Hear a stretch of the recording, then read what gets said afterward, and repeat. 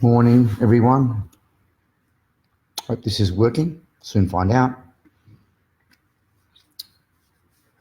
Happy Father's Day for those who live in Australia. I think New Zealand, maybe Papua New Guinea, Solomon Islands, around there. I think most elsewhere in the world, Father's Day is in June or July. But in the Antipodes, it is today. So someone let me know if this is working. Green light's on, camera's on. Doesn't seem to work on. I use my browser. I use Opera, but it doesn't work on Opera. Oh, there we go. Yeah. Good morning. Yeah, we're away. Yeah, so I have to use Chrome, which is okay. But there it is. A bit light. Good morning to everybody there. Yeah, thank you everyone for coming on, saying hello. It's just my Sunday rant. I won't be able to do it for a few weeks because next week's our big gathering, and then Hegan Machado will be out here. We'll be training on Sunday, and the Sunday after that I'll be in Delhi, India. And the Sunday after that I'll be in Rajasthan. So I'll be away for a few. Good morning, Trent. Good morning, Tom. Good morning, Carlo, Lee, Ren. Good morning, Kristen. Good morning, Brian, Anthony, Senchi Notamashi. Good morning to you. Nikki Cuff. Good morning, Nikki. Soren from Sweden. Hey, Soren, how are you over there in Sweden? Summer now for you. I guess you're enjoying the better weather and that snow gone away. Good morning. So I hope to see you next year again, Soren. It was nice to meet you last year. Glad you make that trip. Thank you very much for making the effort. It was good to see you. It's always kind of cool, right? You know, you have a Facebook friend, which is kind of a weird thing. But then it's kind of like an introduction, so that when you meet someone face to face, I don't know, it's kind of cool. Paves the way for making new friends. Alex, nice to see you on Friday night, Alex. Thank you for coming along to that seminar and bringing your students there. What was her name? Jin. Jin was pretty cool. But wow, I am jealous in a good way, not the toxic jealousy, the actual cool jealousy, if there's any such thing. I was very jealous of Jin's ability to draw. She did that great little drawing of you and I and those two others. That was fantastic. Wish I could do that. Guess I could if I practiced, but maybe not. Maybe it's a natural talent thing. Yeah, she was great. Morning, Matthew. MJ, Michael, good morning to you. Lee, good morning to Tristan. Hey, Luke, Alex, Dennis joined up there. Tristan Saunders, good morning. Captain, yes, sir. Sorry, Bob. Good morning, Zach. Good morning, Bruce. Peter Lee, Michael Armstrong. There you go. And Jeff. Hey, Michael. I guess that's the Michael Armstrong. That is the awesome Michael Armstrong from Canberra, black belt, great artist, member of the Australian military, someone who I admire, Michael. Morning, Bruce Highland, once again, Australian martial arts legend, Bruce. Sorry, exactly, yeah. Same, thank you, yeah. Thank you, Kelly. Good morning, Kelly. Hey, how are you? Jeffrey Grant, one of my favourite people. Good friend of mine for such a long time. Enjoying those old school karate, weird karate stuff that you're putting up there. The flowing mane and the dress ups. Love dress ups. Chris Mazzali, see you next week, Chris. Next weekend. Sammy Broughton, South Australia. Catch you in Perth next time you're here. I'll be there. When am I in Perth next? I'm in Perth. I look at my calendar. I'm in Perth, not far away. I'm on the 4th, 5th, and 6th of October. I'm in Perth. I've got 6 seminars as is usual there. Like my friends in Perth. Got some good friends in Perth who have trained. We've known each other for a long time. I love that. These long-term relationships. go way back, shared history and all of that. Yeah, it's cool. Morning, Brad. Jeffrey Imran. Morning, Jesse. Afternoon. Yeah, it's the afternoon in New Zealand. Sorry. Yeah. Good man, Brad. Thank you. I forget. It's now 1 o'clock, I guess, in New Zealand. Guys, I'll tune back in later. Yeah, no worries. Father's Day, of course. Glenn Coxon. Good morning, Glenn. Mason, good morning to you. Brian, happy Father's Day from Cincinnati. Thanks, Brian. 1 week out from the gathering. Yeah, looking forward to that. I'm really looking forward to the gathering. I think it's one of my very favorite weekends of the year. It's a little bit of work. Especially for my wife, she has to run around and create little, like, get food for the referees and, do all these kind of little things. So it's a bit of stress for her. I'm kind of not as stressed with it because we've done it so often that every year I've created notes on how to do it better next year, I've done that for like 20 years. So now it's actually pretty smooth and it's organically growing.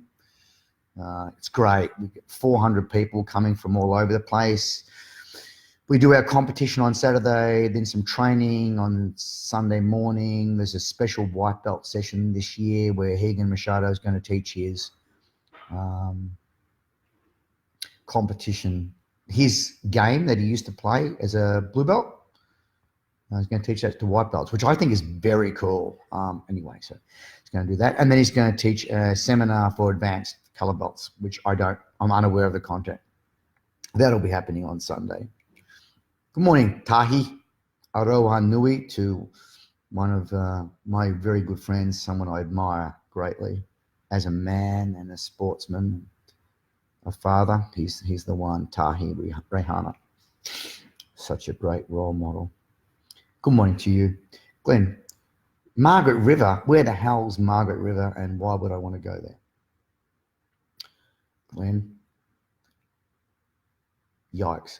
Is that a wine thing? I don't drink wine, but there it is. Sarsaparilla, do they grow sarsaparilla in Margaret River? Good morning, Brad. Milton, good morning. Daniel, good morning to you. Happy Father's Day, Mr. Wool. Yep, Tahi. I got puzzles from Felix. Puzzles. I like puzzles. My father tortured me with these things when I was a kid, timing me, and bottle of something or other, which from my son, aftershave with lavender in it. I like lavender, and Felix knows I like lavender, so he went hunting for lavender and he found it. It's kind of cool. He's gone to work now. Felix, it was my boy Felix's birthday yesterday. He turned 20 years old. So he was at the mat going off by all accounts. Anyway, yeah, he's doing really well right now. He's on fire. Peter, excellent, good mate. US National General Chris Brown's here while you're here. We're trying to arrange catch up. Cool. Awesome. Good morning, Daniel. John, Nick, Elias, Nicolopoulos. Good morning to you, Stephen. Paul, good morning. Yeah, Bruce, Catherine, good morning to you, Catherine. Hanato Magno, one of the original Machado black belts. Teaches street sports, BJJ, in Santa Monica. It's got a great school there. Hanato, we go back a long ways, Hanato's. Very cool guy, Hanato. I like him a lot. You may not remember Hanato, but when you were always one rank ahead of me, you and Bob Bass. And you helped me out a lot on the mat in my formative days in jiu-jitsu when I was around a purple belt. I remember you being very patient with me, helping me and trying it with your weird Hanato ease, which no one understood. But yeah, it was good. You were really good. I still remember some of the things you showed me. Morning, Chris, close to Denmark. What's that? Oh, Margaret River. You talking about Margaret River, Chris? Morning, Rage. Stuart.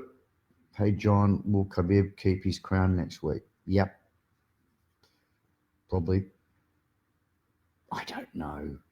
How the hell would I know? But I think he does. Because I think Khabib is got a very simple game.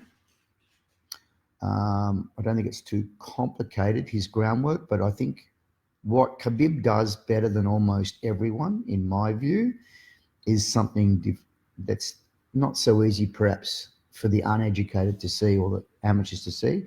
But what he does is, as soon as like his stop loss for losing position is very high. So if he has a position like mount and he loses it, I'm just going to make a number up, by 5%, he stops what he's doing, that is punching the guy in the head, attends to the fact that he's losing the mount, fixes it, and then goes back to what he was doing. So he does that, even if he only loses it 5%. Whereas a lot of other people, they're punching someone in the head, they're starting to lose their mount, they still punch the person in the head, they're losing the mount until they actually lose the mount. Khabib will stop what he's doing, make the adjustment, and go back. I think he does that better than almost anyone in the UFC. Kind of like old school BJJ. So it's interesting the way he approaches it. So I think he does that really well. Anyway, I like him. I like Khabib. Morning. Have a great Father's Day. Thanks, Shami. Appreciate it. Morning, Troy. Do you think that political parties should be prevented from legislation from ever deferring a vote on supply? It's an interesting question.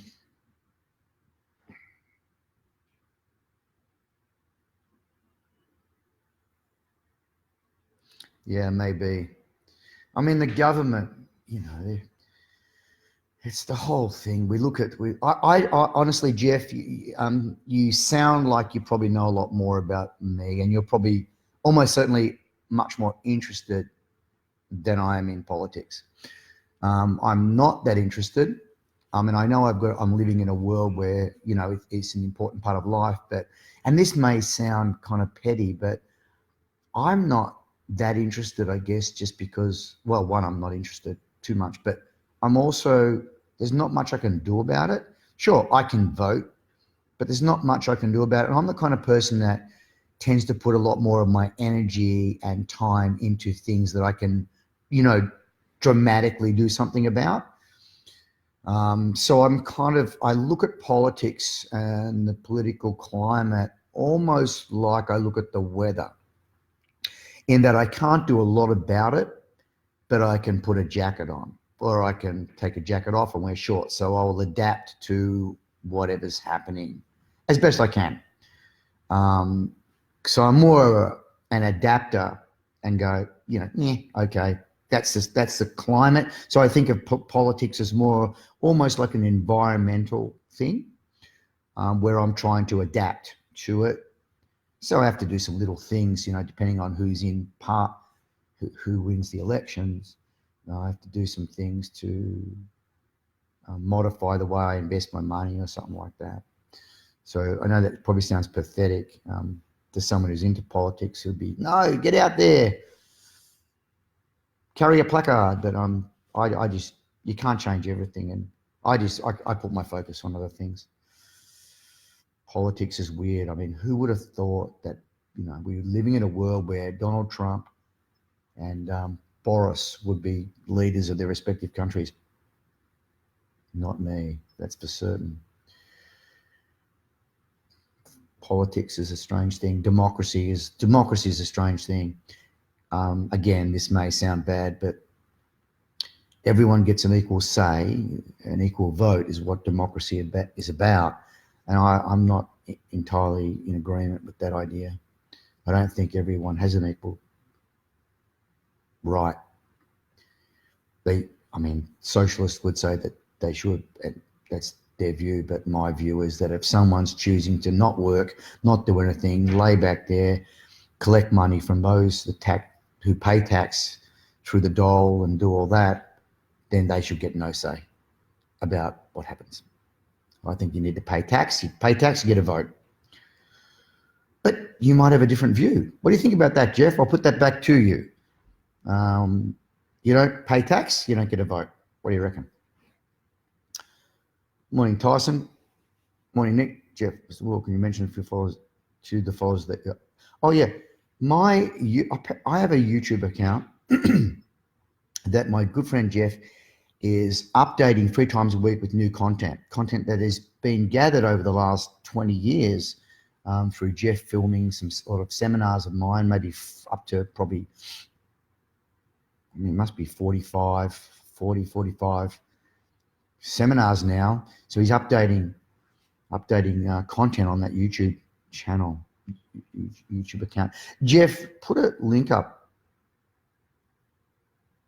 Drop a link up. Subscribe. There you go. I've never said those words ever. Subscribe to my YouTube channel so you don't miss out. Thanks, Jeff. I appreciate the work you do. And I guess a lot of other people appreciate it a lot too. So you're really helping a lot of people out with that stuff. Hey, morning, Glenn, also from New Zealand. Morning, Buster, Cincinnati. Nepia from Hamilton. Hanato. Morning, Brad. Hanato. Shooting in from America, Buster Manos. Yes, Cincinnati to be precise.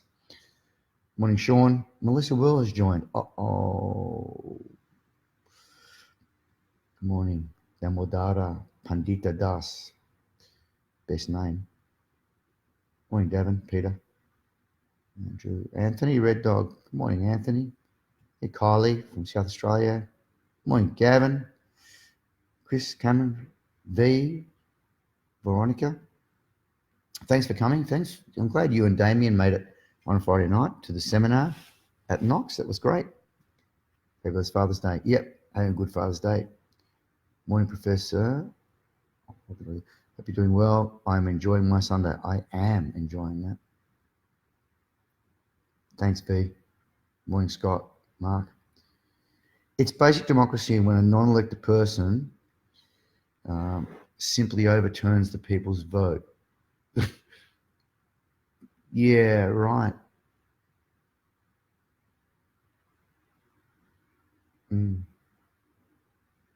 Yeah. Do we even have a democracy when that happens? I guess not. Good morning, Chris. Happy Father's Day to one of the founding fathers of Australian BJJ. Thanks, Chris. Happy Father's Day to you. Good morning, Shane. Morning, Andrew. Soren. Everyone's going to be, yeah. Reminds me of something you said at the seminar, Noah, about people getting problems gradually. Yeah, that's right, Soren. So what Soren's talking about there is that two sides to the coin, which is kind of interesting to me. One is we don't recognize, and it's easy. You can see proof of this everywhere. We don't recognize when things are deteriorating incrementally, because that's otherwise. I mean, if we were really good at recognizing small degradations in our situation, no one would get overweight, no one would get into debt too much. We wouldn't get into these problems. We wouldn't get tooth decay. So we have a very small change. We get overweight by 1/2 kilo, but we don't notice it. And then again, and we don't notice it. And so slowly, then we get a big problem. So that's the obvious thing. The less obvious thing is that we also don't recognize when we're improving. So we can make a small improvement, but we don't see it. And then we make another small improvement, but we still don't see it. So then we slide back. So it's important to be able to recognize small change, either good or bad. That's something that I think is really important. I see that on the mat, and I see evidence of that all the time. People are underneath a bad position. They're doing the right things. They're starting to improve. They've improved by 5%, but they don't see that they've done that. So then they give up and then they go back and do something weird.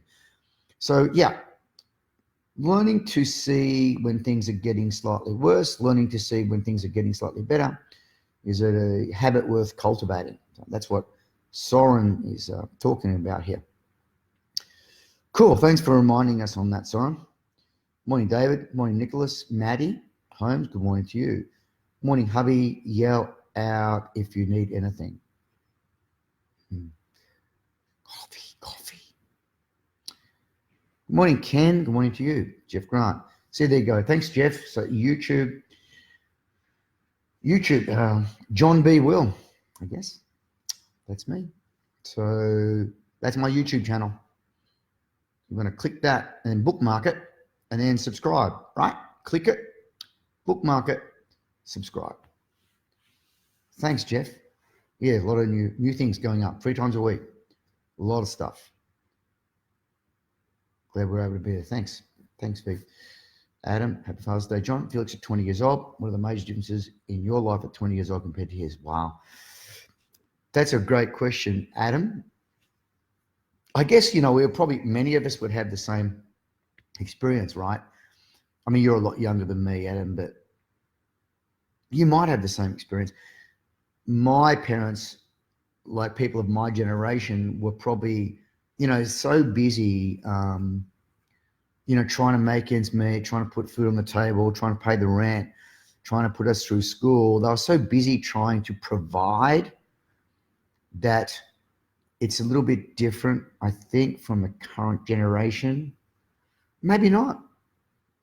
But anyway, in my own circumstances, I am not as busy. I seem to be to a lot of people, but I've actually got a lot of free time as well. So I can spend a lot of time with my son. I'm home. I work from my home. So that's different. So he's always, within range of my voice or my hand. So it's nice to have. So that's what's different. I didn't spend a lot of time with my parents because they were too busy working, and then I was doing school and all that. And then when I got old enough and finished school, I basically left and went overseas. And whereas Felix is like right here. So I've had a lot more time with my son than I have with my parents. And, he listens. So I'm able to influence his thinking a lot, I guess a lot more, because I'm always telling him things and he's always asking me things, which is pretty cool. Plus, we have a little bit more money available to us now than my parents had back then. So we're able to do little things like send him overseas to compete and stuff like that, which my parents could never have done. So he's lucky like that. He doesn't take it for granted though. He saves his own money, and he always wants to pay for things himself. But I don't want that to happen. It's part of his education for us to send him overseas. And I figure, Adam, that I could put, if my son wanted to go to university, then I, as a parent, would be wanting to pay for that. Now imagine what that would cost if he was doing an engineering degree or architecture or something like that. Wow, that would be a lot of money. So to send him overseas a couple of times a year for BJJ training is, it's peanuts compared to a degree at university. So I'm lucky in that that's cheap, and he's stoked that we can do that. So that's another big difference. And we're also our family, at least my side of the family, me, Melissa and Felix are a lot tighter and closer than my parents and me were. We weren't not close, but we weren't as close and tight-knit as we are now. My wife says it's a WOG influence. That's what she says. You want coffee? Sure, thanks, babe. So it's very, very different. Adam, thank you for that awesome question. Morning, Johnny. Morning, Rachel. Hey, Dean, Perth. Morning, Chris. Oh, thank you, Adam. Cool. Our kids are lucky, right? I mean, luckier nowadays, I think. They've also got challenges, Adam, because there's a lot of information. So you have to separate out irrelevant information. When I was a child, we didn't have information. You had to go find books and do stuff like that. But now it's easy, but that can be a problem. Too much information sometimes. Oh, good morning, Carlos. Professor Carlos Machado has just jumped in here. Good morning to you, Carlos. Carlos Machado is thanks, babe. Thank you. Coffee. Carlos, many of you all know who Carlos is, and Carlos is so influential in my approach to BJJ, my thinking. Even though he went out and lived at Texas when he went to America, so I didn't have a lot of contact with him then. He was very influential for several reasons. One, Carlos, again, for those who know him will understand this to be a truth, is a very smart person. He takes an academic approach to BJJ, which is also, I try to do the same thing. I try to think about it and be very analytical. Carlos is always trying to improve himself. He's reading books. He's interested in philosophy and history and all of these things, as am I. So, he's a man for all seasons, a real Renaissance man, which I admire greatly. And Carlos, when I went to Brazil, when I first went to Brazil, he came with Hagen to pick me up at the airport, and Carlos could speak perfect English, and very few people back then in 1986 in Brazil on the mat were speaking English. At least that's my recollection. I remember Henzo being able to speak some English, but Carlos's English was fantastic, and so that just eased me in instead of just being a total foreign language. It was already difficult and challenging enough, but Carlos just made it a lot easier. Carlos, you probably don't remember that, and you probably don't give it any weight, but I remember very clearly, and you really did help me out. So my eternal gratitude for that, and just for being the man you are. And Carlos and his lovely wife Lindsay, and they're great people, great role models. Now, Carlos Machado is a role model that people could be proud to call their role model and coach, which I think is really important. And in theory, that should be prevalent all throughout the martial arts landscape. But unfortunately, it's not. And I was talking about this the other night too at my last seminar on Friday. There's no reason to think a martial arts coach should be a role model. Now, I'd like that to be the case, but they're just people, and a lot of them behave terribly. They are great at martial arts or they're great at BJJ, but as people, they are horrible role models in my view. But, most martial arts pamphlet has stuff like character, integrity on the front of the pamphlet. People go, oh, okay, martial arts guys are like that. No, they're not. Not in my experience. But Carlos is. And I admire that. And I think we need more of that. Anyway, enough of my rant there, but hat tip to my friend Carlos. Good morning, David. Sean, good morning to you, and Eric and Justin and Yasmin. Hey, Yasmin. Craig, Robbo, good morning. Benny Rogers, good morning to you. Stevie Ming from Taupo, good morning. Good morning, Amanda. Ko from Wellington. Good morning, Riss, and good morning, Jason Conchi. Hello to your girls from us, from me and Melissa. I'm going to sip my coffee here. Carlos, coffee. You can appreciate a good coffee. Oh, whack it back there. Yeah. Yes, role models in martial arts. I mean, it's not the martial arts coach. I mean, ideally it would be, but it's the same as school teachers. Ideally, school teachers have a unique opportunity because they've got kids that are impressionable in front of them on a day-to-day basis. So that's a beautiful opportunity to do something above and beyond what your job description calls for. And I think it's much the same in martial arts. People are coming to us to learn an art or self-defense or to get fit, but because they are a captive audience and they're right there and we have their attention, we do have this unique opportunity to go above and beyond, and maybe to influence them in positive ways and get them to think about life, about living, about investing, about being a better person. That's not why they came, and we have no qualification with that regard, but ideally that's the case. And so for me it's important, and Carlos is one of the people that does that well, and I believe the majority of martial arts instructors don't. What do you see as potentially character enhancing within the martial arts? Lots of things. I mean, character enhancing, being just being a better learner, I mean, requires that you become a very good observer. Learn to notice details, learn to make distinctions between things. And then if you apply that off the mat in your life, I think that that is the potential to improve your character, because you learn to make distinctions between the right thing to do and the wrong thing to do. Um, if you say I mean, just simple things, Soren, like class starts at 6 o'clock, so be there at 6 o'clock. So you turn up, before 6 o'clock. You're turning up on time because you said you were going to do that. So that's what integrity is about, following through on what you said you would do. So there's that. Um, Discipline, going to training when you don't feel like going to training.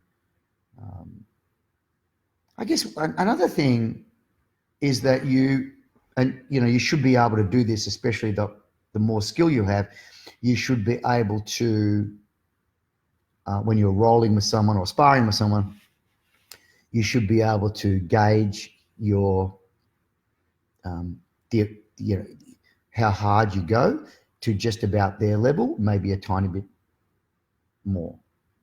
So you should be aware, start to build an awareness that everyone's different. How you should interact with a white belt, a scared white belt, an okay white belt, a more confident white belt. They're all very different. And the same thing with blue belts and purple belts, etc. So learning to connect with people where they are, I think that's really character enhancing. Get out of your own self, and think about how you're coming across to the other person. And that's got to be better, to get out of our own heads, right? And think that, no, it's not all about you, it's about the other person. And that's something that I've certainly learned on the mat. Could it be that a potentially bad person, hang on, less of a bad person through martial arts? Yes. I mean, I don't want to say bad person, good person, but I've seen evidence of that over the last, 40 years on the mat. I've seen people that come in that are, I'm not going to say bad person, but that are all about themselves. And then over time, they become much more about other people through training. So yes, which is like really useful for life. On the rare occasion, I've also seen it go the other way. I've seen people take up martial arts training, and the better they get, the worse a person they become. I've seen that. But that's more of a rare thing. That's not why I came, but it's why I stayed. I came for the BJJ, but stayed for the character development and life lessons. Yeah. Yeah. I didn't. I came for the effectiveness, like for BJJ. I came for the effectiveness of it, but I stayed for the complexity of it. It's the complexity and the endless complexity of it that made me stay. And I think it's just my nature to try to glean extract as much value from a situation as I can. So instead of just extracting the efficacy from BJJ, I extracted, well, is there a way I can understand strategy on the mat and take that into my life? Can I use the discipline on the mat, take that into my life? Can I use the ability to make distinctions that I make on the mat? Can I use that away in my life? So I came, that's what happened for me. Now it's a benefit that I think I'm a better person now because of my involvement in BJJ and trying to, because I have to interact with people, try to connect with people on their level, get out of my own ego and be a lot more about other people. I think that's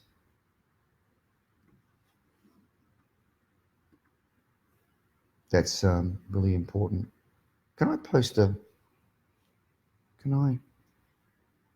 put a picture up. I just did something this morning that goes to this point, but I don't think I can do it. No, I can't. Anyway, what was it? It's here. Service, being of value to others. I thought about that last night. Being of value to other people is very useful. Not just like, it might well start out of like, what's in it for me, right? Because I think that's a natural human thing. What's in it for me?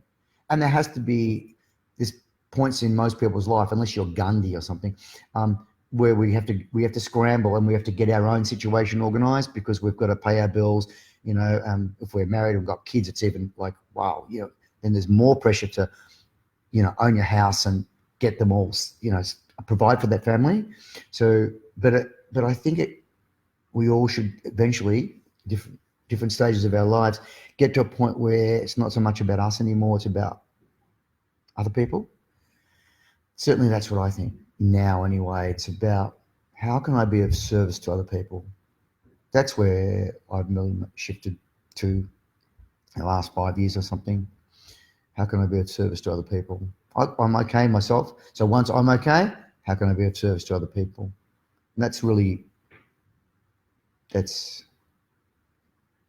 me, that's kind of interesting.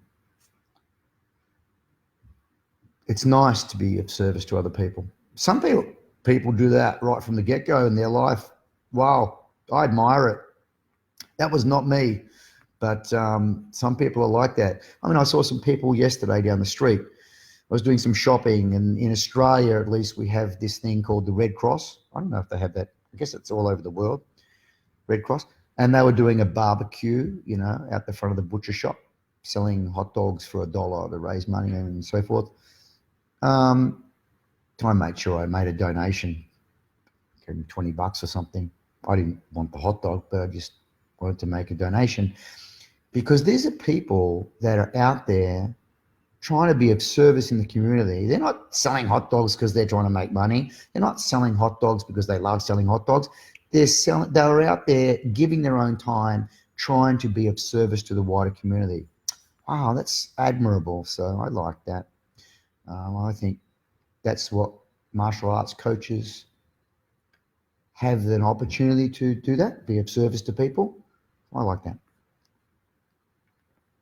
I guess a lot of us do. Carlos Machado, going back to my friend Carlos, comes across like that. In service of his students, in service to, is that right, Carlos? In service to his students. He comes across very much like that. And a lot of other instructors do not come across that way. They come across like they're in service to themselves. Marco, my friend Marco and Felix were going at it on the mat yesterday. Marco, you are much loved by all of us. My wife and Felix love rolling with you. So that's what you want, isn't it, when you're on the mat? When rolling and everyone's running at you and not running away from you, that means something nice about you. Good morning, Darren. Good morning, Benny. Sorry. Aston, who do you think has the best overhook you've ever come across? Jean-Jacques Machado. There you go. I answered that pretty quickly, so that must mean something. If you look at any material by Jean-Jacques Machado, you will see that where most people want, especially if they're on the bottom, they want the underhook. Jean-Jacques wants the overhook, which is easy to get because most people will happily take the underhook, giving you the overhook by default. Now, that overhook, then he converts from half guard to butterfly guard. He's got the overhook and goes for the sweep. But, yeah, check out that. Check out Jean-Jacques overhook. If Carlos is still here, what do you think about that, Carlos? You know your brother. Is that right? Sam, you can get the BJJ almost anywhere, but the other stuff is to come from someone who really cares. That's probably very true. You can get BJJ lots of different places nowadays. But the other stuff has to come from someone who really cares. I don't think I can improve. I was trying to improve on what you just said, but I think it's just exactly right, Sam. And another thing is I think that it goes to sustainability. So there's something about like being in service to other people that is more sustainable and nourishing than just doing it for yourself. There's something about it. I don't know what it is. I mean, I guess most, dads or mums will understand this. If you were just doing something for yourself, you'd probably do it for a while and they go, too hard. But if you're doing it for your family, you'll push through and you'll go way, way above and beyond, right? So it's that. It's whatever that is. So when you're in service to other people, you're doing stuff for other people, you'll tend to, you don't feel like it doesn't matter. Irrelevant, push through, keep going, because it's not about you. Someone can say it better than me. But it's that. Aston, good morning. Andrew, good morning. Good morning, Matt. Zach, it seems to me that any activity can have those character development attributes. Yes. Yes. Very good, Zach. That you said it perfectly. Right. Yes, a garbage man, which I was. I've been a garbo. A garbage collector. They can have those character developing attributes. Or a gardener, which is Mr. Miyagi, or anyone can. But it is weird that we have this romantic notion of a martial arts teacher being like that. I don't see any evidence of it. I mean, any evidence that that's true. That seems to me to be a correlation that someone just made up. I mean, this whole notion of samurai Bushido, really read up on it. I mean, they were just a bunch of mutts, a lot of those people, mistreating people that weren't in there. No, look, we do have this romantic notion. I think it's just press. It's just, is it movies? Yeah, I don't know. But anyone can have that. It's up to the individual, the man or the woman, as to whether they have, the good character and they're able to be of service to other people in the right way. And it's got nothing to do with martial arts. They could be but as I pointed out before, the martial artist or a teacher has a kind of a unique opportunity to go above and beyond, because we have got people that are at least listening to us. We've got a captive audience, but it's an individual thing. Yeah, you pointed it out. Nail on the head, Zach. Hey, good morning, Craigie. Shares, good morning. Ken, good morning to you. Corey, Andrew, good morning, Adam. Good morning, Gary, Lee. There's Marcia Baselis. Congratulations, Marcia. Marcia? Did I say Marcia? Marcia got a 2nd degree black belt in karate the other night. Congratulations to you, Marcia. Marco Bayer. Thanks, John Phillips Mutual. Thank you, Marco. Appreciate it. Adam, major difference between Red Cat and most academies you visit. Wow. Red Cat's my academy. There is differences, but I don't want to. Some other academies are better than mine in some ways. They have like a coffee bar, Adam. They have coconut water.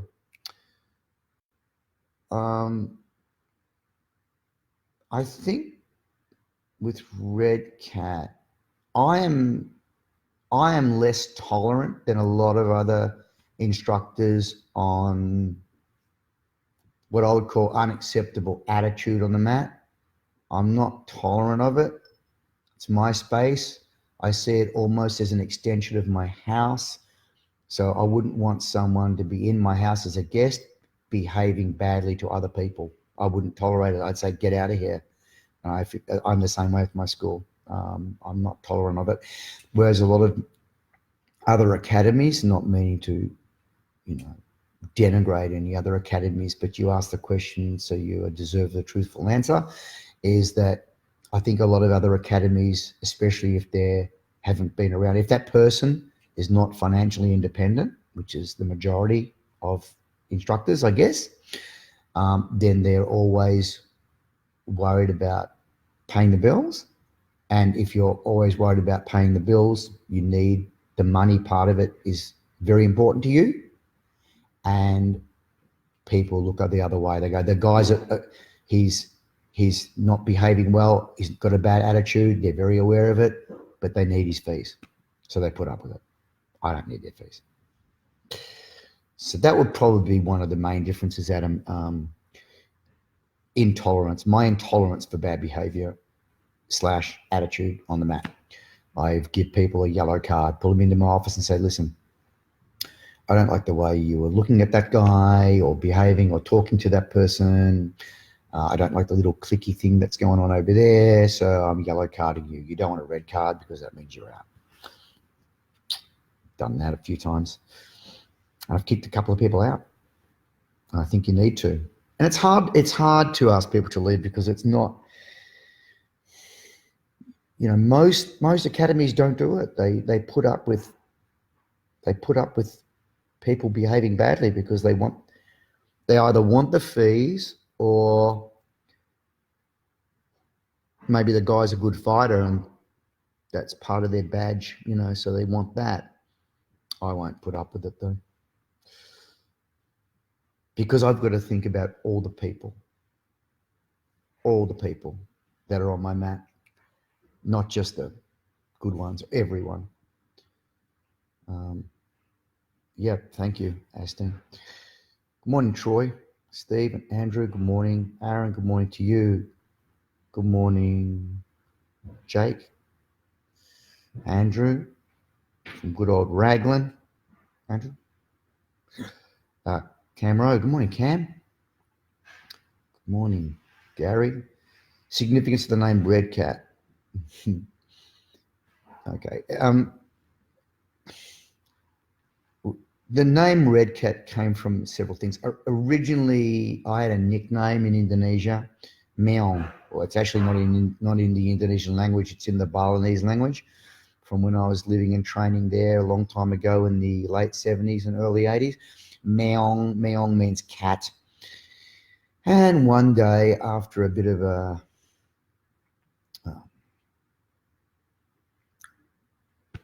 ruckus, I'm going to say fracas, a big fight. There was a bunch of people involved in this big fight between two big gangs of people. I came back to the place where I was living in Denpasar. I was covered in blood. And someone said, today you're a red cat. So that was the original idea. It's not why I've called red cat, but that's where it first started. The idea of red cat was the idea of cat meaning 9 lives. Cat's got 9 lives. And so how I interpret that is, we also have, in a way, many, many lives. And I'm not talking about reincarnation or anything stupid like that. I'm just talking about the idea of you're not the same person now that you were 20 years ago. And you're not. So we're continually reinventing ourselves. And I think we should, right? Because as we learn more, we become different people. So cat 9 lives, and we are reinventing ourselves all the time. And that's where the cat comes from. The red is just a color, but it's also, combative and all of that. So that's how I came about the name Red Cat. And it ties in with, Geelong. For those who don't know, I live in Geelong, and our local football team is the Geelong Cats. So it's got some accidental tie-ins with, Red Cat. Anyway, hope that answered your question to your satisfaction, Gary. Good morning, Lee. Houston was on. Thank you, Lee. Graham, good morning to you. Give our best to Amy. I hear she's very excited about the upcoming gathering and competition. Very cool. Happy Father's Day from Amy. Thank you, Amy. Happy Father's Day to you too, Graham. Following your comments of missing things that happened gradually, yes, we dodged a huge bullet when our federal government was dismissed, even though they had a majority, yes. If the dismissed PM hadn't urged calm, we could have easily had violence in the streets. Yeah. Sooner or later it will happen again. Yeah. Unless we do something about it. Surprised that you apparently don't care that something as anti-democratic as a coup is a huge concern. I don't get that. It's not that I don't care. It's just that we all have limited time and limited interest in different things. And there's plenty of things to care about and plenty of things to point our attention at. And it can't be pointed everywhere. So I'm just choosing to point my attention at other things. And as I can't do a lot about that, I mean, you could say that I could get a placard and walk around and I could do this and do that and rant and rave. And maybe I could affect some change. I don't think so that much. So instead I choose to adapt to whatever environment I'm living in. And people like you could effect change because you seem to be interested in that, Jeff. I'm interested in other things. The nature of the struggle opens one up to some wisdom. Yeah, I agree with that. Yeah. Cam, morning, Heath. I like the subtle opportunity for personal development. Of course, yeah, we're always trying to improve ourselves and our lot in life, and there are lots of opportunities for that wherever we are. But I think particularly, Andrew, the Brazilian Jiu-Jitsu, BJJ landscape or the mat is a very, I guess in a way, it's kind of a unique opportunity because of the complexity of the problems there. And you also, not only do you have complex problems, but you have human beings that are a part of the problem. So you're having to learn about people, how they act, and what they're like, what drives them. So you're learning a lot about people and solving problems. Think about that. I mean, human beings are problem solvers and we interact with each other all the time, and that's how we get things done. And both of those things are present on the mat. So there's lots and lots of opportunity, for personal development there. Good morning, John. Good morning, Kevin. Peter, good morning to you. What I'm very curious about is if there's anything intrinsic to the martial arts, any enhanced character of practitioner, more other sport activities. Well, I guess I just mentioned that. Martial arts is about combat, interacting with other people, a combative landscape. It's a very human thing. So that's kind of, I guess, unique. There are other team sports, which is different. Different things that offer different,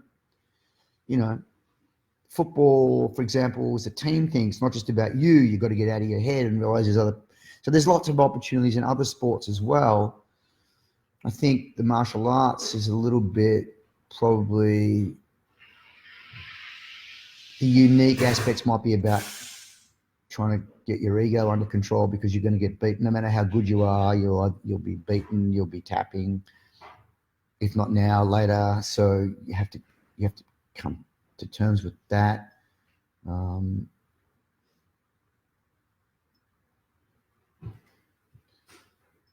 You have to make distinctions between discomfort and injury, which is kind of the beginning of making a distinction. Oh, I'm being injured. No, you're not. You're just uncomfortable. And then if you can make that distinction, it might occur to you to make other distinctions in life, and learning to make fine distinctions between things that to the to someone who doesn't understand the topic, that they could not see those distinctions. So learning to make fine distinctions between things that look similar is in some way what an expert is. So hang on, I'll say that in a better way. So for example, say you understand about wine. I don't know anything about wine, but to someone who understands about wine, there's a big difference apparently between red wine and white wine, or this wine and that wine. So the more subtle those distinctions are, and the more you can tell them apart, the better distinctions you can make between two things that to me taste exactly the same, the more of an expert you are. So there's a lot of potential for that on the mat. So yeah, that's something to teach you. You have to learn to make. You have to also learn on the mat to pay attention to detail if you want to become good, and that is a very useful thing.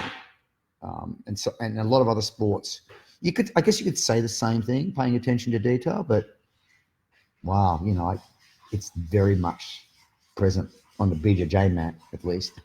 You can't get any good until you do that. So there's things like that. Adam, you're welcome. Chris, it's really hard to get rid of people because your connection at the start is usually so rewarding. That's probably true too. It's, you start out and you have a connection and it's hard. Then we become more forgiving, right, of people that we've known for a long time. And they can do terrible things and you can cut them some slack. Maybe you should, but yeah, I mean, I think there is that, if someone's been a friend of yours for a long time, that they got some points in the bank, right? So they got some money in the bank. So you should be able to cut them some slack on some stuff, but maybe with you personally, but not if they're interacting badly with other people. Yeah, it's not worth it. Good morning, Ray. Good morning, David. So create a certain culture of mutual respect, common values among members of the academy. Yes. And enforce that consistently. Yes, that is exactly right. Good morning, Joy. Good morning, Frank. Good morning, Sophie, Kai, and Brett. Good morning to you, Mike. Good morning, Nathan, Daniel, John. Good morning to all of you. More important things than basic democracy. For me, personally, yeah. Sorry, you can't drag me into that. But yes, for me, yes. I'm sure there are people out there. There's plenty of people out there that'll fight for basic democracy and they can go and do that fight. That's just not where my life's work is at. My life's work is elsewhere. And I admire those people whose life is all about that, just like I admire those people whose life is all about, getting people to eat organic food or do medicine or architecture or poetry or art or music or anything else. We can't all be focused on democracy or any one thing. Good morning, Peter. Good morning. Someone didn't like that. I put a frowny face. Good morning, Ryan. David. Good morning, Peter.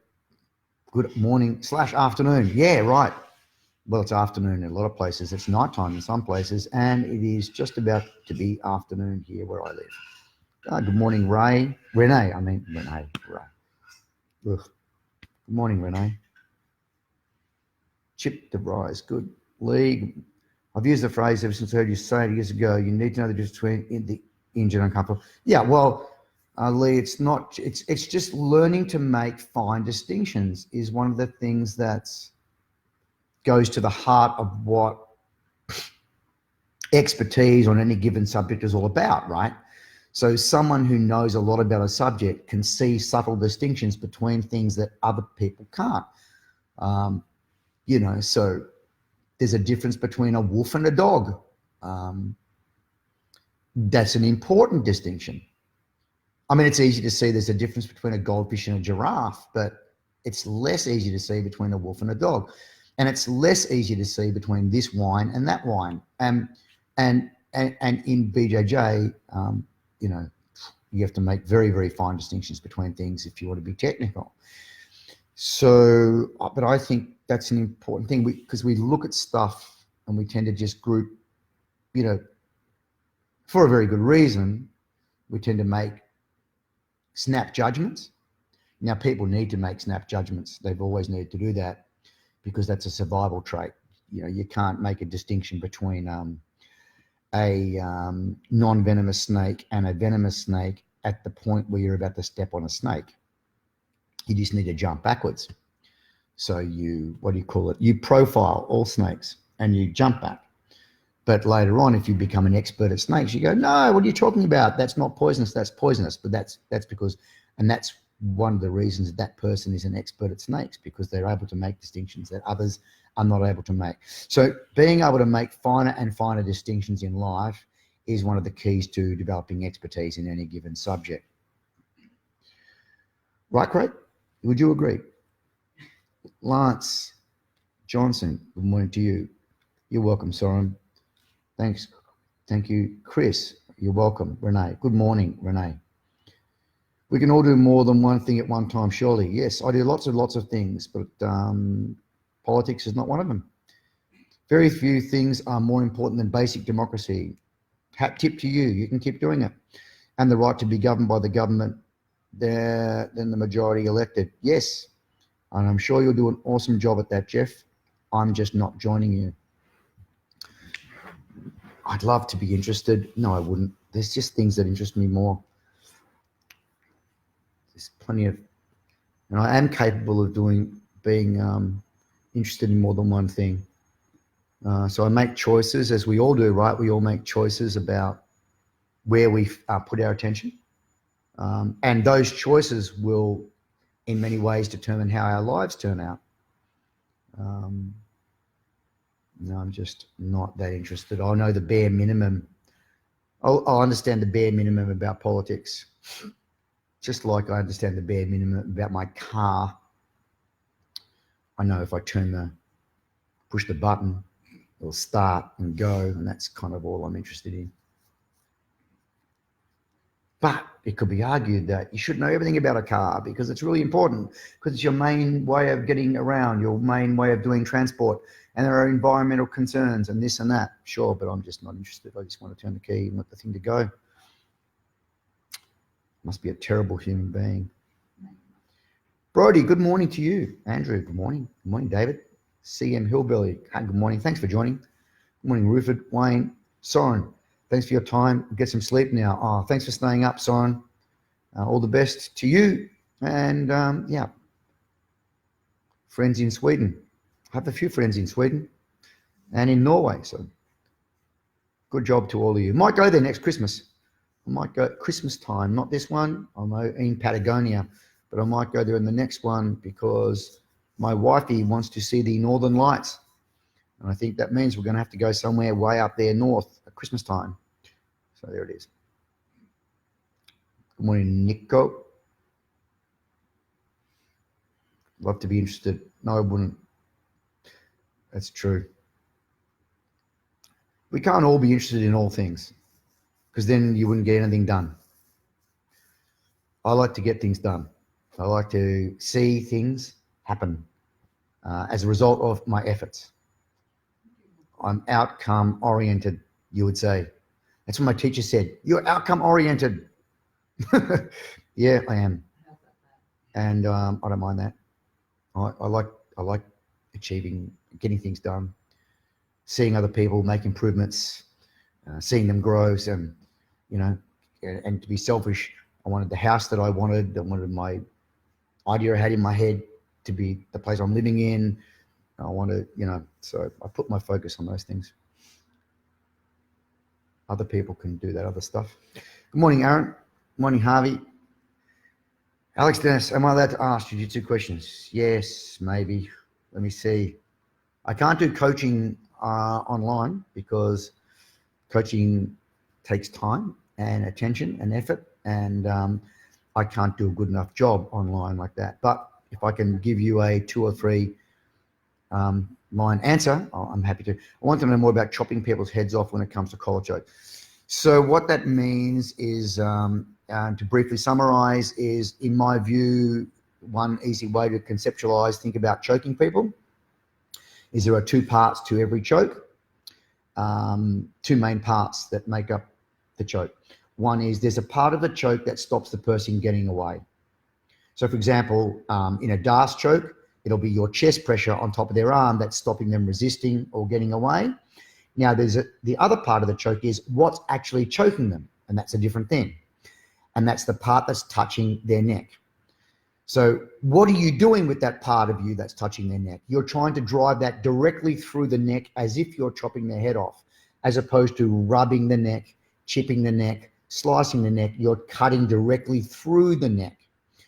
So when I say chop someone's head off in the choke, I mean, if you continued in the direction you're pulling that choke, you continued through, would that chop their head off? And the answer is yes, it's probably a pretty good choke. Hopefully that makes it clearer for you, Alex. Harvey Skinner, see you next week. Yeah, Harv, look forward to seeing you. Thanks for making the big trip over from Cambridge in New Zealand. Good morning, Andrew. Back from teaching a class. We'll watch later. Thank you, Andrew. Hope it's worth your while. It's about probably about a 70-30 mix, Andrew, of me talking about things and me saying, good morning, Andrew. Good morning, John, and the most excellent Andrew Carey. Good morning to you too. Yeah. Jiu-Jitsu questions. I don't mind answering Jiu-Jitsu questions, but you just have to understand there are limitations when coaching with, online and words alone, because, coaching's about feeling, about seeing, about hearing. It's about a number of things. And when I'm just talking like this, you're only getting one view, idea. And I've got to try to communicate to a point where I'm putting a picture in your head that matches the picture that I have in my head with just the use of words alone, which is not always as easy as we would think it should be. So yes, it's but I do like answering jiu-jitsu questions.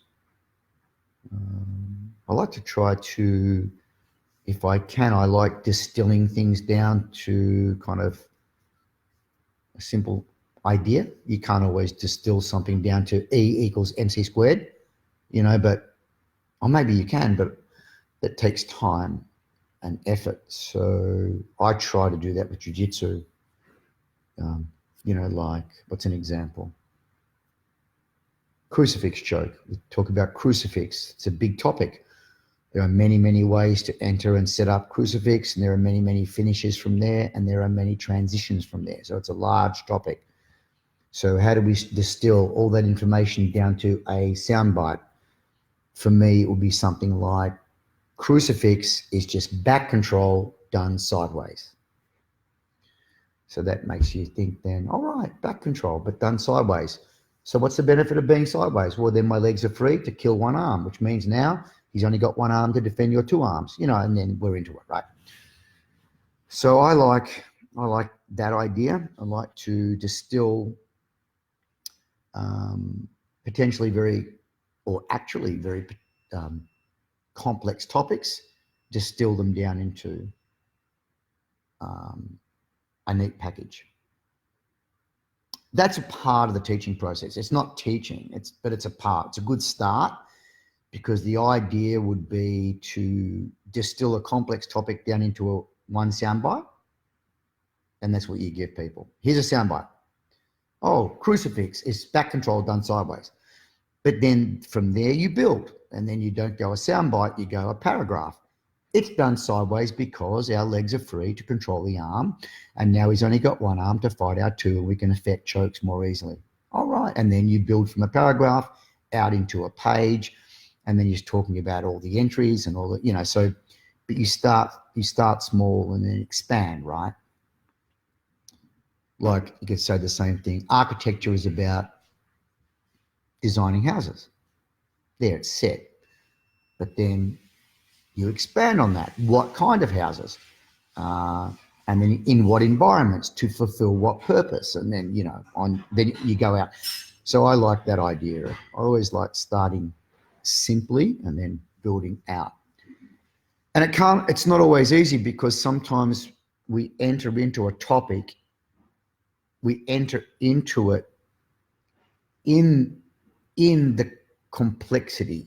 We enter into the complexity rather than the simplicity. See, when something starts as a seed and then grows into a tree, you can kind of follow it. But if you jump into the branches of that tree, and that's your first experience of a tree without seeing the seed and without seeing it grow, it can come across as more complicated, and it can be hard to understand.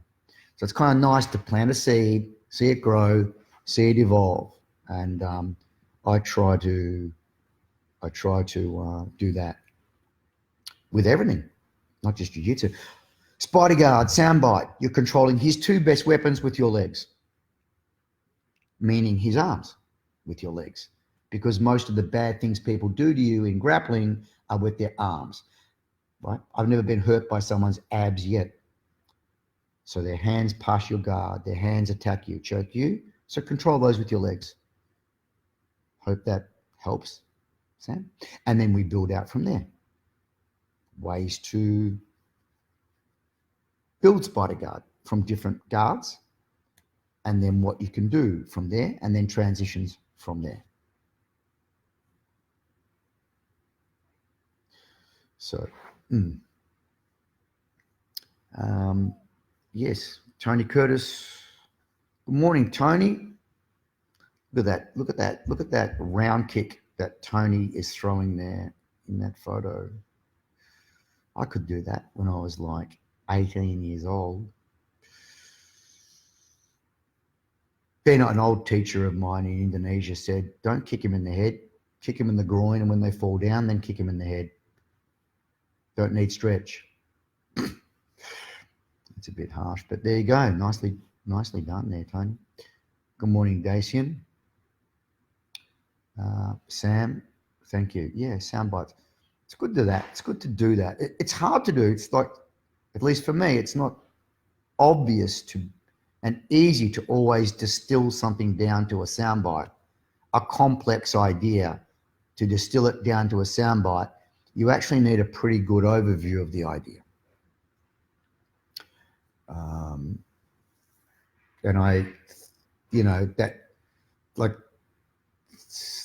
how I do it for most subjects is I make notes and I write, within reason, I write up all the things I know about the subject. Right. And so I've got a whole whiteboard full of ideas. Howdy days. And then I get all those ideas. I step back a little bit and see, what's the common thread that ties a lot of those ideas together, and then you can try to imagine how that, like all those ideas developed out of something. So if you were to reverse engineer it and reverse it, that development starts to shrink back to a kind of like a single seed idea. And then you make a description of that seed. So that's what I do. That's a question that's been posed to me quite a number of times. How do I design most of the seminars and stuff that I teach? And that's what I do. I start with the seed idea and then develop it. Not every time, probably, but certainly 3/4 of the time when I'm doing a seminar on a subject, I start with a seed idea, a simple concept, and then develop it out. It's that's fun. It's fun for me to do that. I like doing it. That's why I think note-taking is important. Note-taking is part of that process. Alex, do you teach self-defense techniques in your BJJ system, like basic punch defense, standing or scope? Yep. And do you think BJJ should be able to teach this? Should be able to teach this aspect of martial arts? Yes. Marital arts. That's the classic faux pas, Alex. I don't teach marital arts. So I've seen that on people's pamphlets. We teach marital arts. Alex, yes, I do teach self-defense. And the reason I do that, it's not super interesting. It's certainly not what keeps me training anymore because it's too limited. But many people who come to train, they tell us the reason, one of the main reasons they're there is to learn self-defense. So I have a duty of care, or that's not the right term, but I have a duty if they're telling me that they're coming for that, to provide that.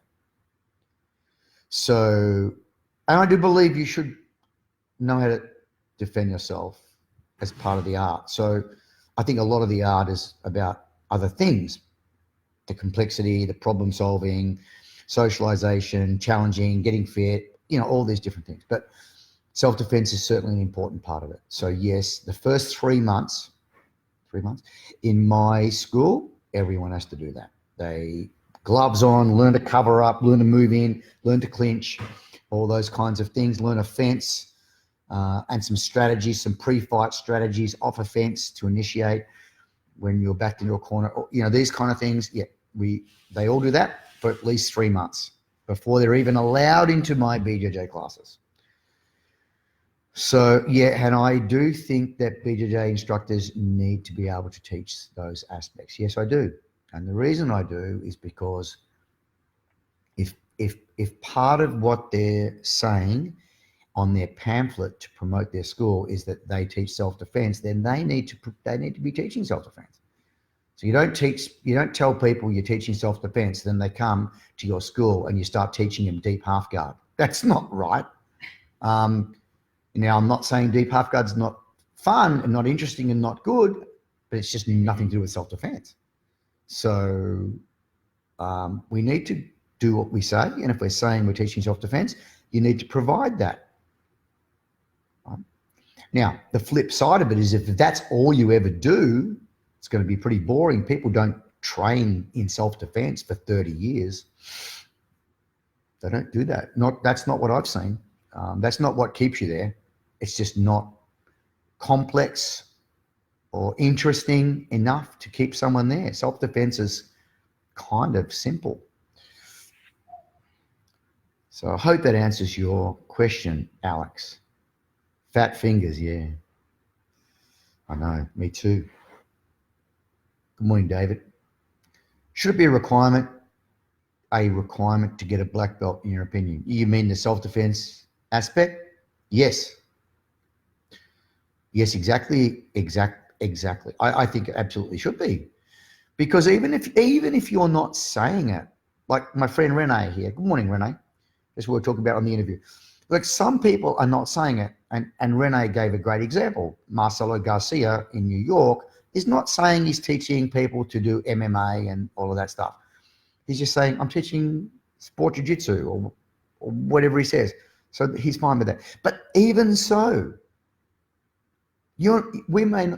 instructors may not be saying they're teaching self-defense, but people come with this underlying assumption that you are going to teach them how to defend themselves. It's a martial arts school.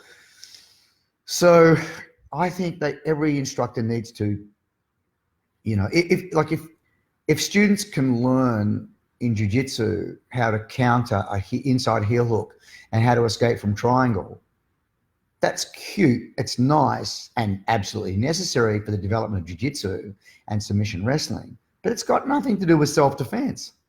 When's the last time anyone's been heel hooked in the street or put in a triangle? The most common attack is simple. It happens almost always the same way. Dialogue, distance close down, and a big overhand right. That's 80% of all fights. So for a student who knows how to escape inside heel hook and defend against triangle, or I should put the other way around, escape triangle and defend against inside heel hook, to be more accurate. If they don't know how to defend against an overhand right, there's something wrong with that picture. And I put some of the responsibility for that onto the instructor. We need to be able to defend ourselves. We need to know some basic fence, some pre-fight strategies. You need to know how to deal against a barrage of punches, because that's how you're going to be attacked on the street. You need to know about basic shelling up, clinching, disengaging from clinching, actually. These are things, low inside leg kicks, distance creation. These are things that people need to know about. Dealing with adrenaline dump. And I think it should. And it's not a lot of work, Alex, to answer your question. It's not like you have to put aside 10 years of your life. You know, you can get all, you can, I'm not saying you can become an expert, but you can square away the fundamentals of that stuff in 3 to 6 months. And even more efficiently, perhaps, is you can just devote 5 or 10 minutes of your class to it over 6 months as part of the warm up or whatever. So you can do that. I think it's important anyway. So I'm with Renee on that. And Alex, you're asking me, and the answer is yes. It'd be a pity if someone's a really good kickboxer or a really good Brazilian jiu-jitsu, jiu-jitsu black belt, but they lose in a street fight against some 18-year-old kid because they didn't know how to not get knocked out, or they didn't even know the fight was on because they got no concept. There was no referee to say go, so they were just caught unawares. That would be a pity. So I think we need to know self-defense, yes. Yeah. David Meyer uses deep half for self-defense. My goodness, there's a joke right there. Good morning, Jacob. Ziad, good morning to you. Good morning, Dan, and good morning to you, Russell. I guess I'm going to, good afternoon to everyone, because it's afternoon on Father's Day in Australia. Alex, agree, great answer. Yeah, thank you. Yeah, no worries. Yeah. I mean, it's also interesting too, you know, and I found this, Alex, I found that people who are into BJJ and have been into BJJ a long time are kind of interested when you start to teach them how to deal with a barrage of punches in a really safe, effective way through a progressive, learning methodology, how to get them to move in there and clinch the guy, take them down safely so that they can then do their BJJ. They are extremely interested in that. And I've met a lot of people who are black belts in BJJ that did not know about that. They just assumed, oh no, we just assumed that the fight will turn into a clinch. And when I show them that's not the case, but here's how to do it, they become very, very interested. So thanks, David. So yeah, I think it's good. Know a little bit about a lot, right? As I've said before, just because we know a lot about one thing doesn't mean to say that that should preclude us from knowing a little about a lot of things. You should know a little about a lot of things. That way you've got some kind of overview, you've got an opinion. It's difficult to know a lot about a lot of things, which was my point about that, the earlier stuff about politics. From Jeff, ideally we should know a lot about a lot of things, but that takes a lot of time. That might be a full-time job. Well, yes, and even then you can't know a lot about everything. So know a little about a lot, and then a lot about a few things. My father told me that.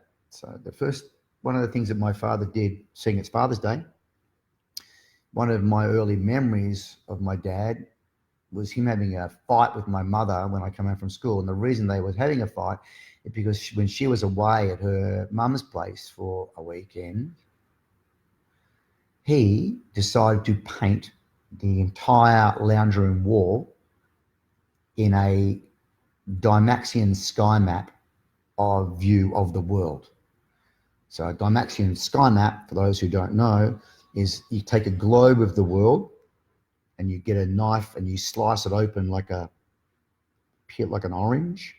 So it peels out and you actually see that most countries are connected. So you can virtually walk from the bottom of South America up through America, over through the Arctic Circle, down through Europe, down through Africa, so it just shows you a view that is different from the one that you look at on the globe, which gives you this kind of false idea that we're all disconnected. Whereas the Dymaxion sky map gives you the view that, wow, it's just really one kind of giant landmass that's wrapped around a globe.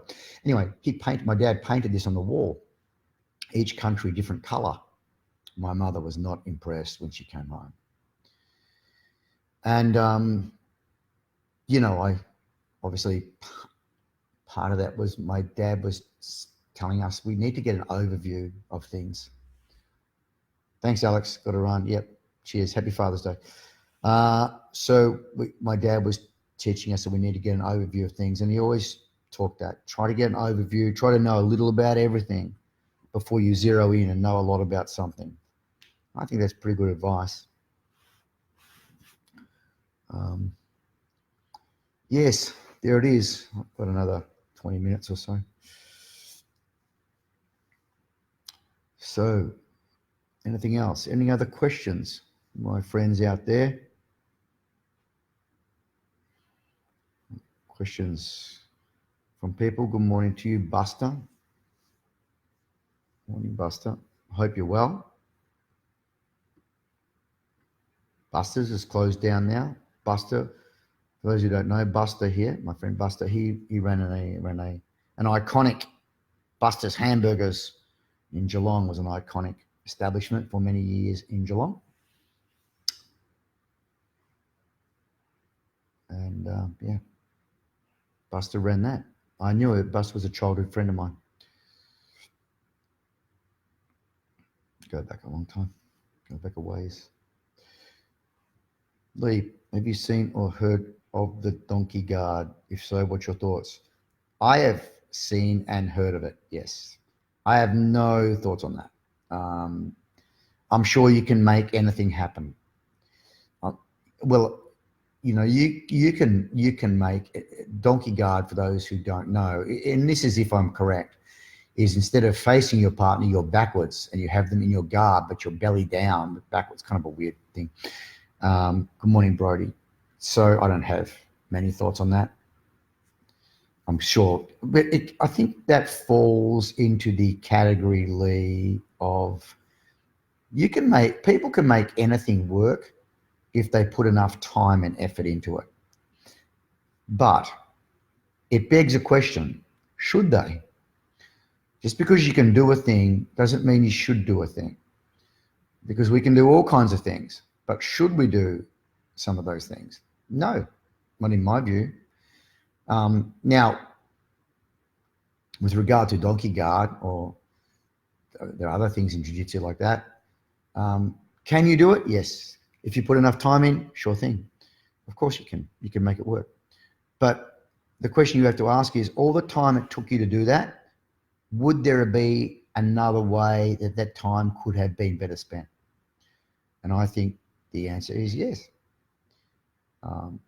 Now, for the person who developed the Donkey Guard, obviously the answer to that question was no. They want to go down that rabbit hole and try to. And I'm not going to discourage anyone from doing that, because that's how new stuff gets done.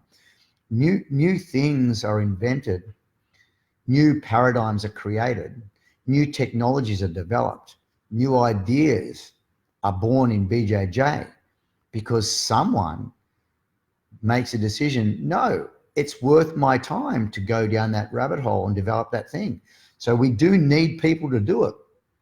We did need someone to say, no, I think I can get something that's made out of metal to fly in the air, and you need someone that's going to go down that crazy rabbit hole and do all the work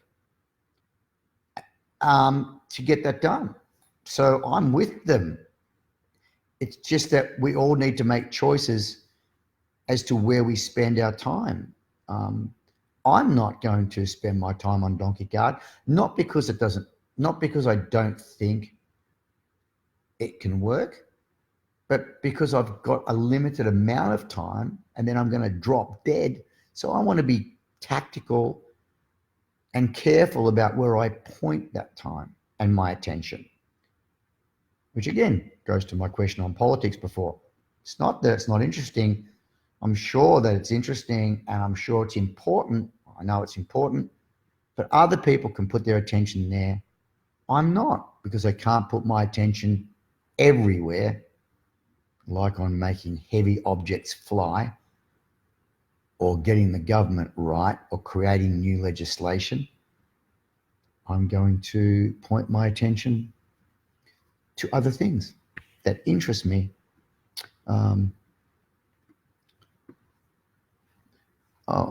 Bill, good morning, Lee. Hang on, sorry. Good morning, Charlie. Good morning to you, Lee. Exactly when I first heard of it, I said, why? First heard of what? Not sure what you're talking about there, Lee. My apologies. I help to coach at our club. What advice would you have for a brown belt to meet the best guide beginners and intermediate students? Great question. Coaching is a very big responsibility. I would have a couple of little things that I would suggest, Zach.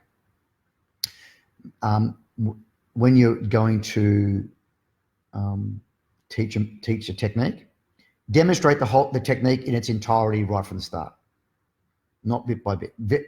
Demonstrate it so they immediately get the big picture, and then break it down into easily digestible parts, step by step, and then drive them through those steps, step by step, at your timing, not their timing. So meaning, here is the technique in its entirety.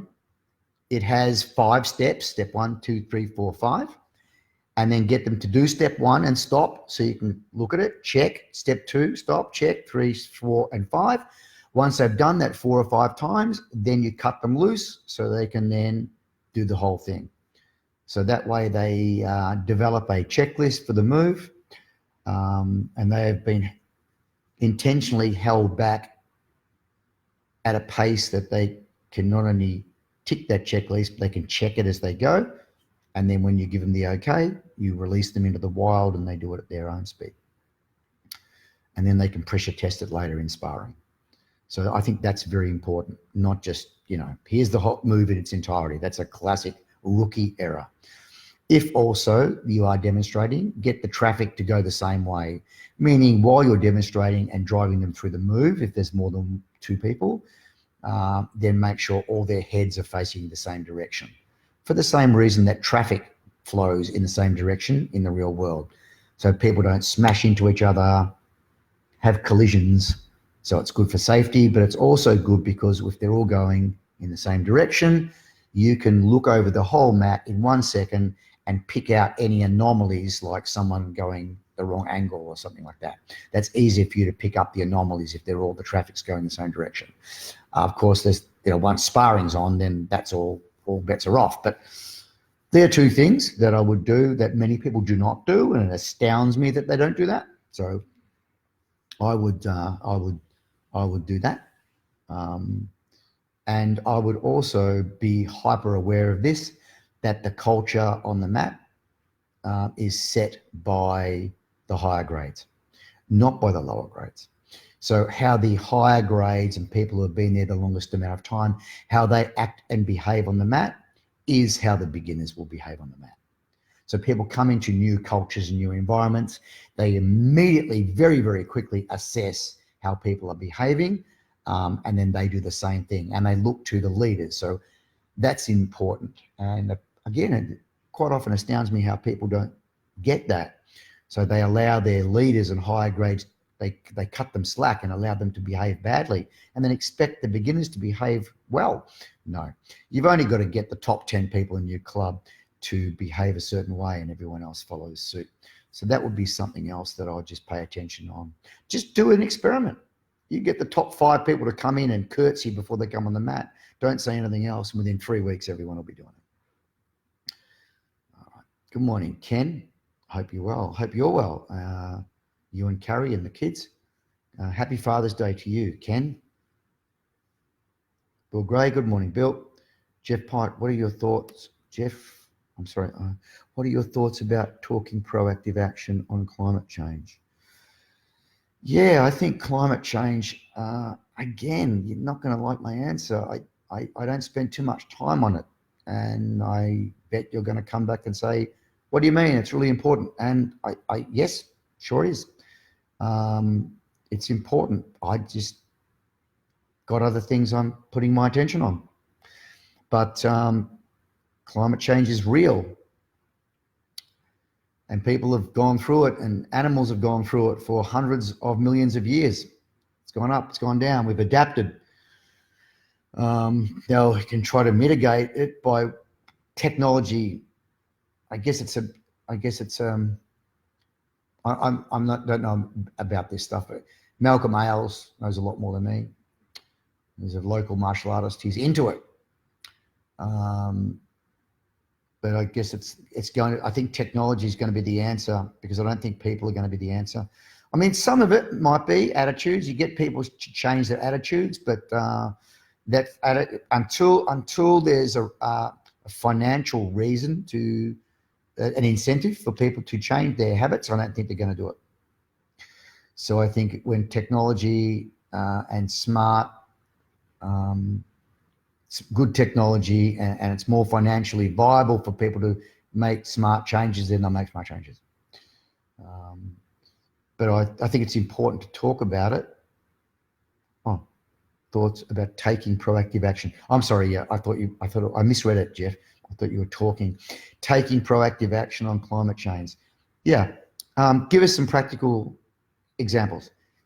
I'm going to throw it back to you. Give me the top 3 proactive actions I can take on climate change right now. Like, for example, I was going to do solar panels. I was going to do batteries, Tesla battery in my house and stuff like that. But then, from what I've read, without spending too much time, I've read that, the batteries themselves is worse for our environment than,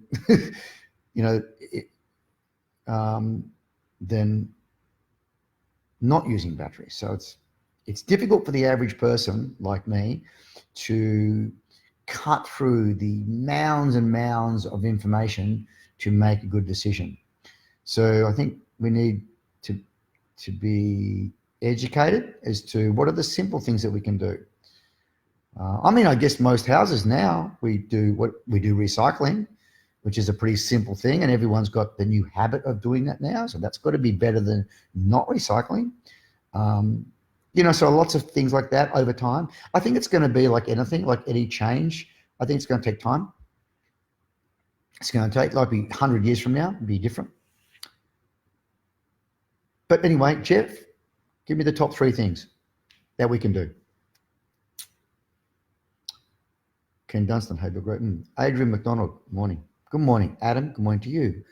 Amy, Barrett Boys, good morning, Amy. Hello to Pat and those little tackers over there in New Zealand. In your opinion, what's the best order to learn leg attacks? Yikes, footlock, knee bar, or toe hold, heel hook, and then cuff slice, muscle locks, all different. Current designing series lessons, leg attacks from advanced class, blah, blah, blah, blah, blah. Leg bars. Leg bars first, because leg bars are easier to understand and less dangerous than heel hooks, particularly inside heel hooks. And leg bars, to do leg bars, you've got to establish better control. So I think leg locks start with leg bars first, then foot locks, and then heel hooks. I think the leg bars should come first. See, there's a price. It goes to something I was saying earlier on about price tags. So heel hooks and foot locks are very effective against open guard players, but there's a downside, and that is if you become successful at them, you stop passing the guard because you're so successful with the foot locks. And now if you're never passing the guard, you don't get good at side control, mount, knee ride, north-south.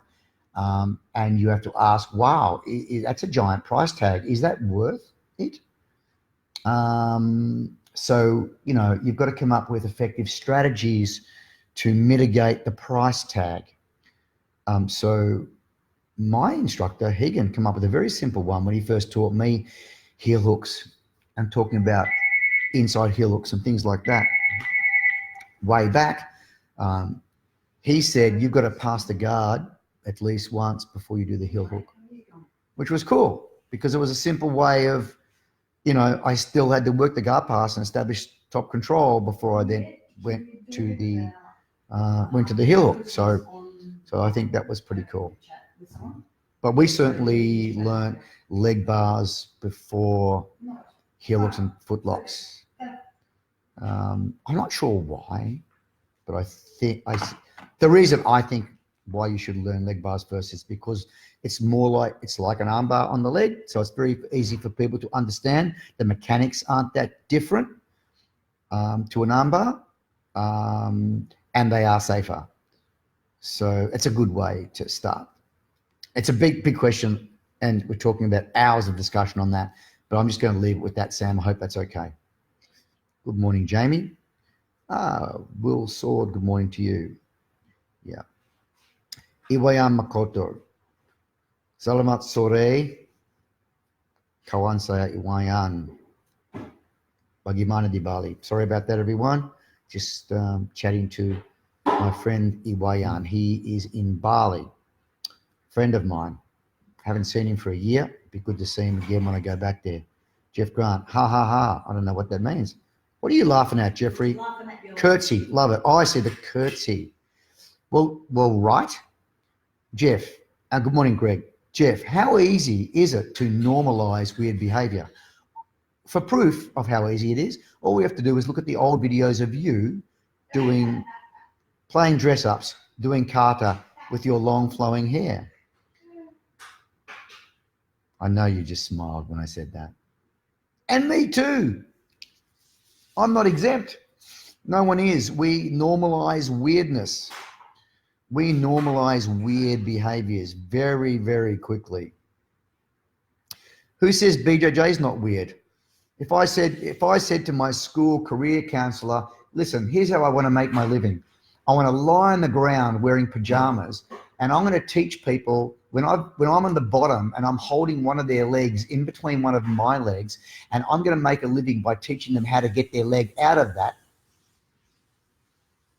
they would have thought I was insane. So we're awesome at normalizing weird behaviors. Human beings, I mean, check out the planet and what people are doing. And they think it's normal. Curtsy. So curtsy's not too bad. Curtsy's as good as a bow, right? Luke. Good morning, Luke. Happy Father's Day. Yes, Luke. Are you a dad? If so, happy Father's Day. If not, happy Father's Day. Happy Son's Father's Day. Good morning, Dacius. Oreo is a fan. Look at that. Is that a goat? Oh, it's a little goat. Oreo? Classic. Why? Because he's sweet in the middle? Good morning, John. Thank you. Agreed. Just want to see them prepare. See them to prepare. I just wanted. Yeah, leg bars, Sam.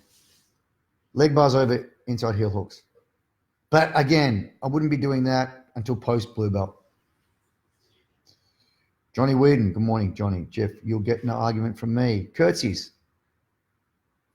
But you know, this thing of the jiu-jitsu, you know, donk, donk. That's a new thing. No one was doing that when I started jiu-jitsu. It's a meme. Like, think of all the memes in the world that just get started but have no meaning. What's a good meme?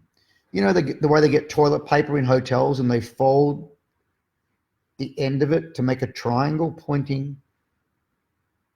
Why? So you can grab it easy. But what happened is that's caught on. So now people do it. It's weird to me how some things catch on and other things don't catch on. Usually things that have a really good value catch on, but some things catch on for no reason other than they catch on.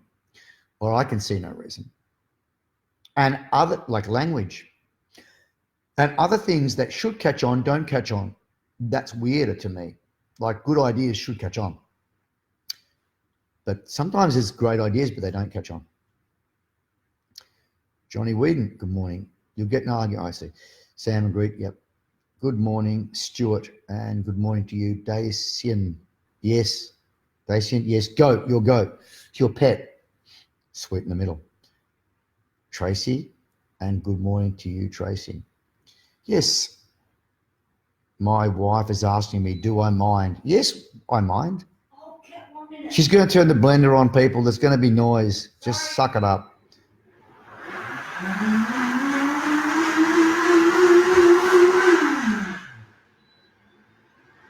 She's blending things. I bet it's green. It comes out green. It'll be kale and more kale.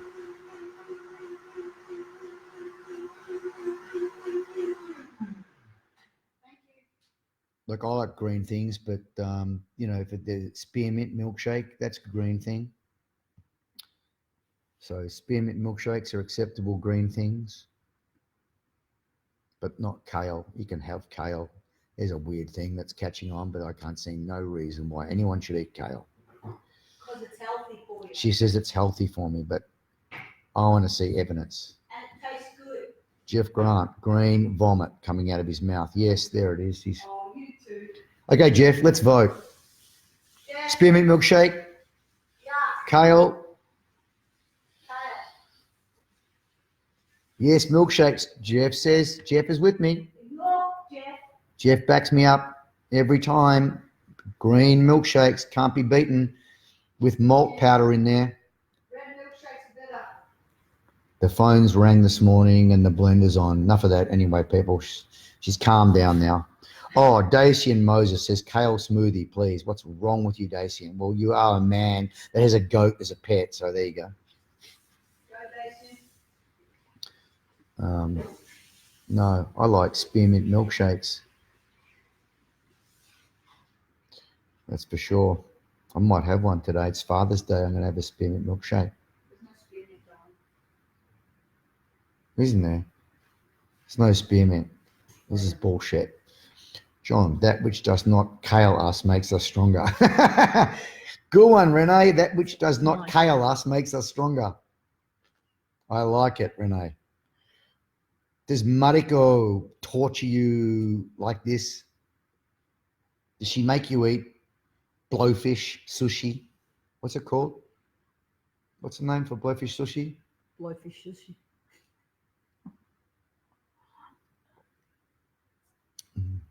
Drink it. I can't finish it. It's killing me. It's berries. What's wrong with Kylie, I miss Tiger's Milk.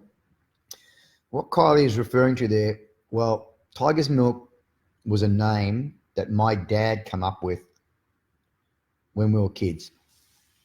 And he used to make us drink Tiger's Milk. He called it Tiger's Milk, and it had milk, lecithin, something that tasted absolutely horrible, yeast powder, several spoons of yeast powder, oats. Yeah, and we had to drink it every morning. That was Tiger's Milk. He told us that's why tigers are so ferocious. They drink this stuff. It was disgusting. We used to hold our noses and smash it down, and we weren't allowed to leave the breakfast table until we'd done it. Tiger's Milk. That's the original Tiger's Milk, Kylie. So then I gave that name. I suggested that name to my friend Tahi and Vicky Rehana, who produced a nice tasting version. Fugu. Thanks, Renee. Fugu. I should remember that. I'm having a brain meltdown today. So yes, Renee, fugu. Often I refer to techniques as fugu techniques. Now, fugu techniques in jiu-jitsu, Renee, you'll like this, and Mariko will be able to, she'll appreciate it. Fugu techniques are those techniques that if you don't do them right, you'll die.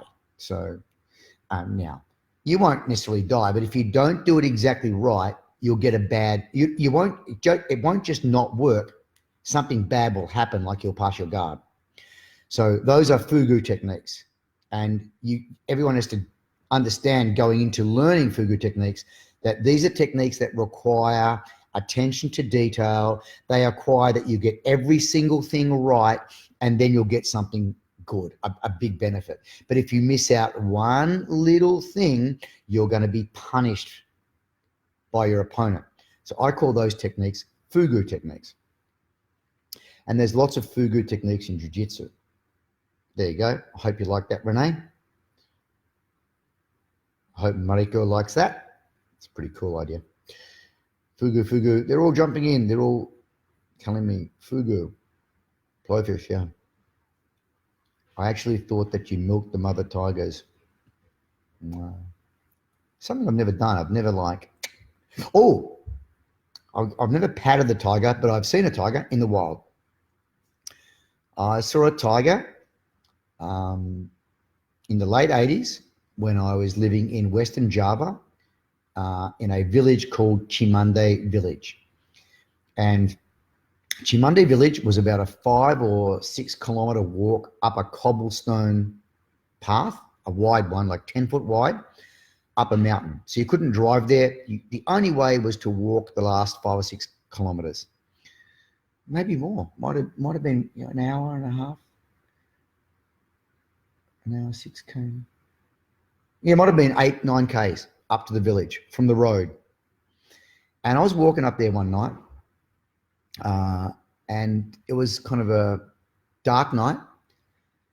And I'd been to town, which is about 15 kilometers away, to buy some snacks, lollies, stuff like that, which they didn't have in the village. And I was walking up there and I saw this big shape on the cobblestones, probably about 25 meters up. It was dark. I thought, what's that? It's weird. Then I thought I saw it move, or some part of it move. I took my shoulder bag off, whirled it around and threw it. The thing leapt up, and I saw it was a tiger, and leapt off the cobblestone road into the forest. Yeah. That was a tiger. That's my only tiger story. So there were Sumatran tigers around that area. Apparently there still are there. There's a few, but pretty rare and hard to spot. But yeah, must have been more of them back then. Lots of love, JB. I've got to take a rubbish to the tip. Aloha. Yes, take that goat to the chip so it can chew on some cans or whatever goats eat. That'd be good.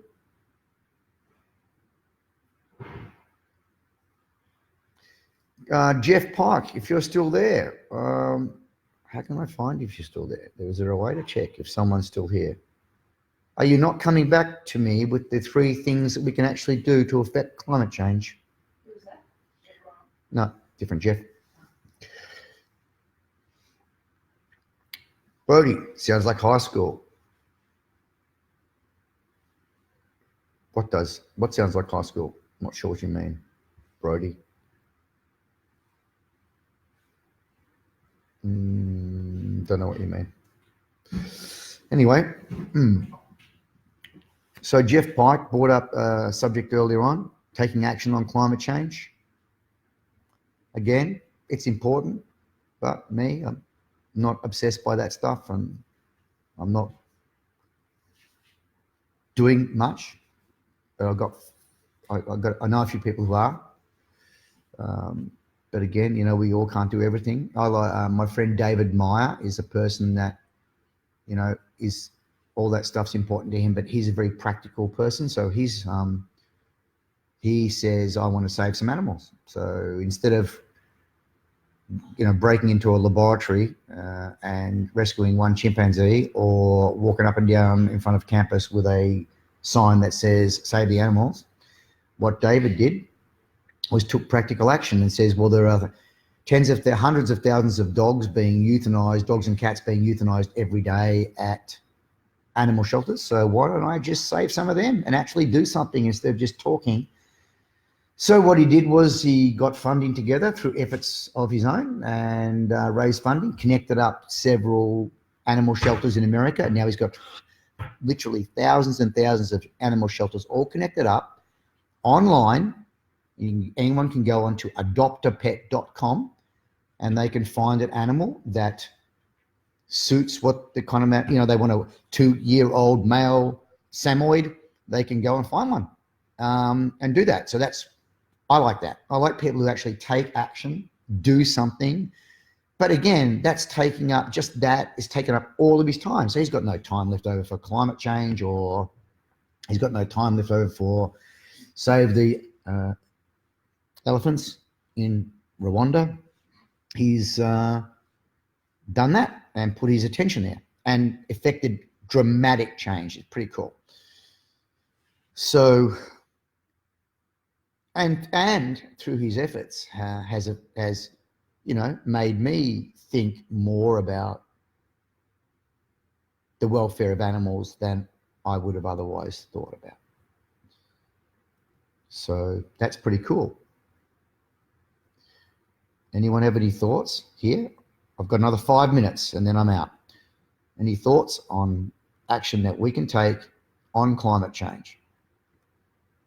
Ideally, knowing human beings, if we can take action that benefits us directly, that people are more likely to take action than to take action that makes them pay more than what they're currently paying.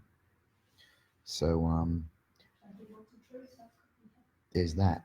Yeah, I heard in India, didn't they just recently do that? They just planted, 100 million trees or something. You can do that. So there's little things you can do. The Amazon is under big threat right now with all these forest fires. That's pretty concerning in the news. But I can't run over there with my water pistol and put it out. But what can I do? I can plant a tree in my backyard. I planted 5. We planted 6 this year. 6?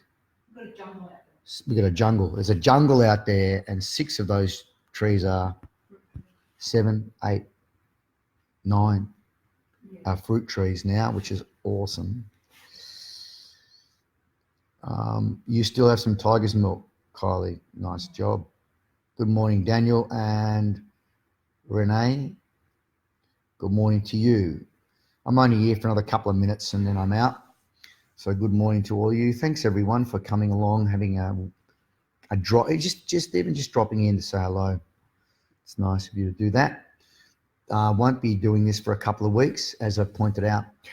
Next weekend we have our annual gathering in Australia and New Zealand, so we're all coming together to compete and say hello to each other and train with Professor Higan Machado, who's coming out next week from LA. It's more of a social gathering / giant family picnic come training session, so it's very, very cool and very fun. So that's happening next week. And the weekend after that, I, along with my friend Craig and his wife and his kid, with my wife and my son Felix, and Higan Machado, and another friend, Lee and his wife, we are all heading to India for 12 days of an adventure to check out all those millions of trees that those Indians have planted in an effort to fight climate change. So we're doing that. So I won't be here for a couple of weeks. I mean, who knows? I might say hello from India on a Sunday morning. Who knows what the time will be? No one knows. Google is the only person that knows. All right. Thanks, Renee. I'll tell Higan you said hello.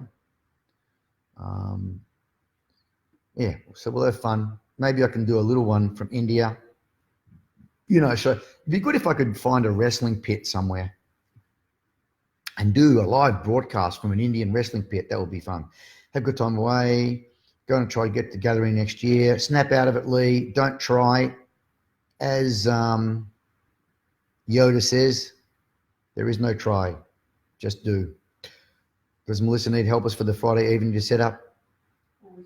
Yes, she says it's always good, although we have someone this year setting up our mats for us. So there's that. That's easy.